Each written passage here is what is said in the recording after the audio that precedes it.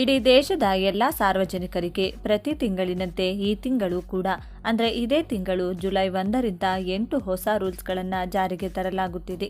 ನಮ್ಮ ಕರ್ನಾಟಕ ರಾಜ್ಯದಲ್ಲಿಯೂ ಕೂಡ ಈ ಹೊಸದಾಗಿ ಬರುತ್ತಿರುವ 8 ಹೊಸ ನಿಯಮಗಳಿಂದ ಎಲ್ಲ ಸಾರ್ವಜನಿಕರ ಜೀವನದ ಮೇಲೆ ಸಾಕಷ್ಟು ಪರಿಣಾಮ ಬೀರಲಿದೆ ಹಾಗೂ ಹಣಕಾಸಿನ ವ್ಯವಹಾರಗಳನ್ನು ಮಾಡುವ ಪ್ರತಿಯೊಬ್ಬರಿಗೂ ಕೂಡ ದೊಡ್ಡ ಬದಲಾವಣೆ ಉಂಟಾಗಲಿದೆ.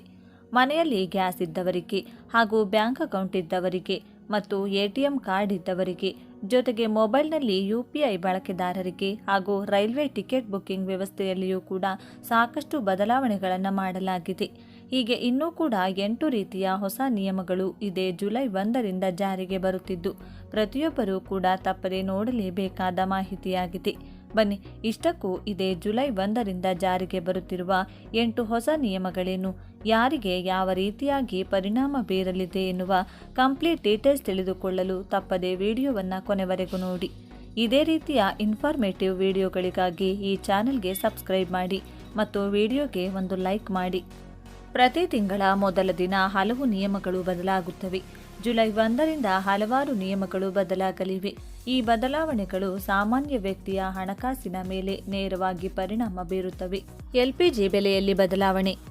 ಜುಲೈ 1, 2025ರಿಂದ ಅಡುಗೆ ಅನಿಲವಾಗಿ ಬಳಸುವ LPG ಸಿಲಿಂಡರ್ಗಳ ಬೆಲೆಯಲ್ಲಿ ಬದಲಾವಣೆಯಾಗಲಿದೆ. ದೇಶದ ಪೆಟ್ರೋಲಿಯಂ ಕಂಪನಿಗಳು ಪ್ರತಿ ತಿಂಗಳ ಆರಂಭದಲ್ಲಿ LPG ಸಿಲಿಂಡರ್ಗಳ ಬೆಲೆಯನ್ನು ಬದಲಾಯಿಸುತ್ತವೆ. ಇತ್ತೀಚೆಗೆ 19 kg ವಾಣಿಜ್ಯ ಸಿಲಿಂಡರ್ ಬೆಲೆಯಲ್ಲಿ ಏರಿಳಿತ ಕಂಡು ಬಂದಿದ್ದು 14 kg ಸಬ್ಸಿಡಿ ಸಿಲಿಂಡರ್ ಬೆಲೆಯಲ್ಲಿ ಯಾವುದೇ ಬದಲಾವಣೆಯಾಗಿಲ್ಲ. ತ್ವರಿತ ಟಿಕೆಟ್ ಬುಕ್ಕಿಂಗ್ ನಿಯಮಗಳು. ಜುಲೈ 1, 2025ರಿಂದ ತ್ವರಿತ ಟಿಕೆಟ್ ಬುಕ್ಕಿಂಗ್ ನಿಯಮಗಳು ಬದಲಾಗುತ್ತಿವೆ. IRCTC ಇದಕ್ಕಾಗಿ ಸಂಪೂರ್ಣ ಸಿದ್ಧತೆಗಳನ್ನು ಮಾಡಿಕೊಂಡಿದೆ.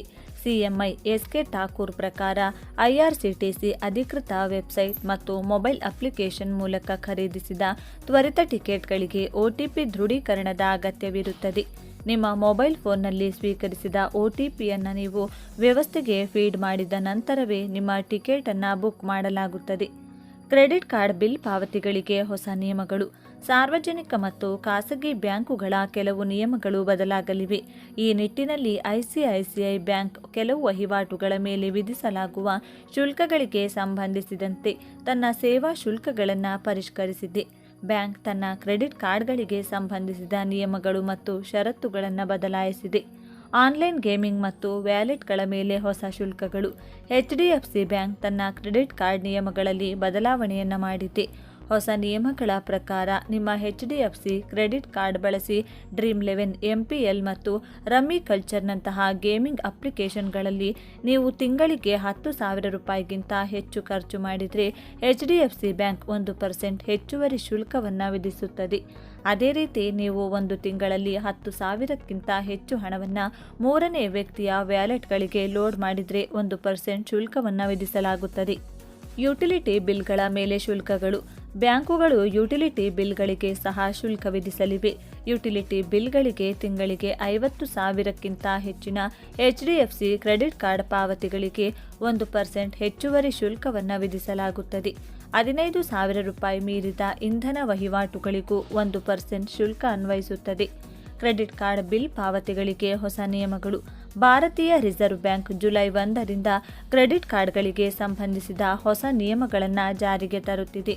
ಹೊಸ ನಿಯಮಗಳ ಪ್ರಕಾರ ಭಾರತ್ ಬಿಲ್ ಪಾವತಿ ವ್ಯವಸ್ಥೆ ಮೂಲಕ ಎಲ್ಲ ಕ್ರೆಡಿಟ್ ಕಾರ್ಡ್ ಪಾವತಿಗಳನ್ನು ಪರಿಷ್ಕರಿಸಬೇಕಾಗುತ್ತದೆ. ಈ ಆದೇಶವು ಫೋನ್ಪೇ, CRED, ಬಿಲ್ ಡೆಸ್ಕ್ ಮತ್ತು ಇನ್ಫಿಬೀಮ್ ಅವೆನ್ಯೂಸ್ನಂತಹ ಪ್ರಮುಖ ಫಿನ್ಟೆಕ್ ಪ್ಲಾಟ್ಫಾರ್ಮ್ಗಳ ಮೇಲೆ ಪರಿಣಾಮ ಬೀರುತ್ತದೆ. ಜುಲೈ 1ರಿಂದ ಎಲ್ಲ ಕ್ರೆಡಿಟ್ ಕಾರ್ಡ್ ಪಾವತಿಗಳನ್ನು BBPS ಮೂಲಕ ಮಾಡಲಾಗುವುದು. ಇಲ್ಲಿಯವರೆಗೆ ಕೇವಲ 8 ಬ್ಯಾಂಕುಗಳು ಮಾತ್ರ BBPSನಲ್ಲಿ ಬಿಲ್ ಪಾವತಿಗಳನ್ನು ಸಕ್ರಿಯಗೊಳಿಸಿವೆ. ATM ವಹಿವಾಟುಗಳ ಮೇಲಿನ ಶುಲ್ಕಗಳು. ICICI ಬ್ಯಾಂಕ್ ತನ್ನ ಗ್ರಾಹಕರಿಗೆ ATMಗಳಿಂದ ಹಣವನ್ನು ಹಿಂಪಡೆಯಲು ಶುಲ್ಕ ವಿಧಿಸುತ್ತದೆ. ಮತ್ತೊಂದು ಬ್ಯಾಂಕಿನ ATM ಅನ್ನು 3 ಬಾರಿ ಹೆಚ್ಚು ಬಳಸುವುದರಿಂದ ಹಣಕಾಸಿನ ವಹಿವಾಟುಗಳಿಗೆ 23 ರೂಪಾಯಿ ಮತ್ತು ಹಣಕಾಸೇತರ ವಹಿವಾಟುಗಳಿಗೆ 8.5 ರೂಪಾಯಿ ಶುಲ್ಕವನ್ನು ವಿಧಿಸಲಾಗುವುದು. ಪ್ಯಾನ್ ಕಾರ್ಡ್ ಅರ್ಜಿಗಳಿಗೆ ಈಗ ಆಧಾರ್ ಕಡ್ಡಾಯ. ನೀವು ಪ್ಯಾನ್ ಕಾರ್ಡ್ ಹೊಂದಿಲ್ಲದಿದ್ದರೆ ಮತ್ತು ಒಂದಕ್ಕೆ ಅರ್ಜಿ ಸಲ್ಲಿಸಬೇಕಾದರೆ ಆಧಾರ್ ಕಾರ್ಡ್ ಈಗ ಕಡ್ಡಾಯವಾಗಿರುತ್ತದೆ. CBDT ಜುಲೈ 1, 2025ರಿಂದ ಹೊಸ ಪ್ಯಾನ್ ಕಾರ್ಡ್ಗಳಿಗೆ ಆಧಾರ್ ಕಾರ್ಡ್ ಅಗತ್ಯವಿದೆ ಎಂದು ಹೇಳಿದೆ. ಪ್ಯಾನ್ ಮತ್ತು ಆಧಾರ್ ಕಾರ್ಡ್ಗಳನ್ನು ಹೊಂದಿರುವವರು ಅವುಗಳನ್ನು ಲಿಂಕ್ ಮಾಡಬೇಕು. ಈಗಾಗಲೇ ಪ್ಯಾನ್ ಕಾರ್ಡ್ ಹೊಂದಿರುವವರು ದಂಡವಿಲ್ಲದೆ ತಮ್ಮ ಆಧಾರನ್ನು ಲಿಂಕ್ ಮಾಡಲು